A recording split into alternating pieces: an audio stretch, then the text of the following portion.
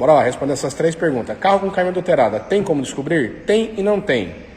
Complicado. Pega muito aí? Não muito. Vocês fazem? Não. A gente não faz aqui a adulteração de quilometragem.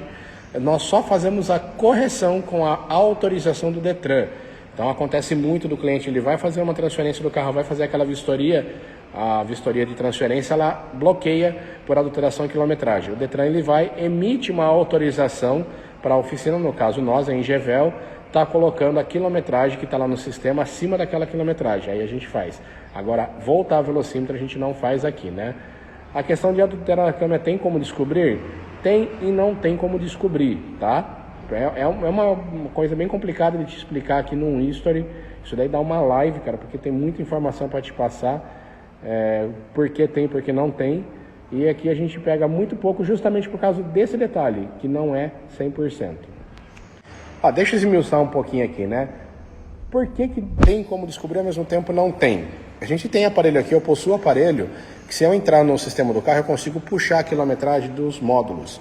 Módulo de injeção, módulo de ABS, módulo de carroceria, alguns carros dá. Vamos colocar um exemplo aqui, a Fiat Toro. A Fiat Toro ela tem 15 módulos. Dos 15 módulos, 11 registra o tempo de serviço do motor. Então dá para mim fazer um cálculo e ver a quilometragem se está dentro ou não. Tá? Mas por que a gente não pode afirmar que foi voltado? Primeiro, que eu não sou engenheiro. A gente só pode fazer um laudo, assinar um laudo quem é engenheiro. Então teria que ser um engenheiro, o cara ter uma autorização, né? De vistoriador, eu não sei muito bem como funciona essa questão, mas eu sei que tem que ser engenheiro para poder assinar o laudo. Tá? E mesmo assim, gente, não tem como eu provar que os 11 módulos do carro são original do carro. Eu vou contar um caso para você. Teve um caso de um cliente que comprou um carro, e essa pessoa que comprou um carro não é daqui de Limeira, tá? Ela é delegada da polícia, sei lá o que ela é. E ela foi, levou até a concessionária foi e provou não, né?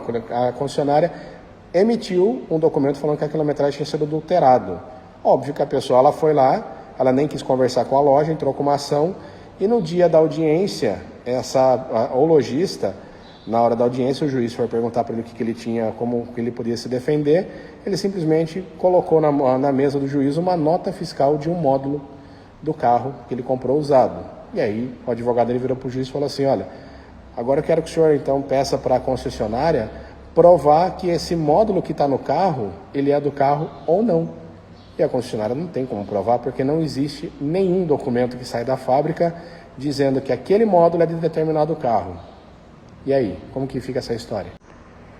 Então, toda vez que um cliente liga para mim, né, ele fala, olha, tem como você descobrir que não sei o que, eu falo para ele, olha, eu presto esse serviço, né, de falar para você se foi ou não, mas eu não vou te assinar nenhum laudo, porque eu não sou engenheiro, eu não tenho essa alçada para poder assinar um laudo, nem para fazer um laudo, né, só engenheiro pode fazer isso daí, e também não tem como dar certeza justamente por causa dessa questão, né.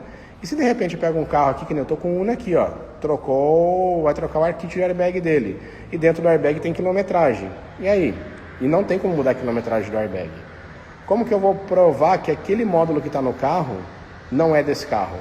Não tem como provar.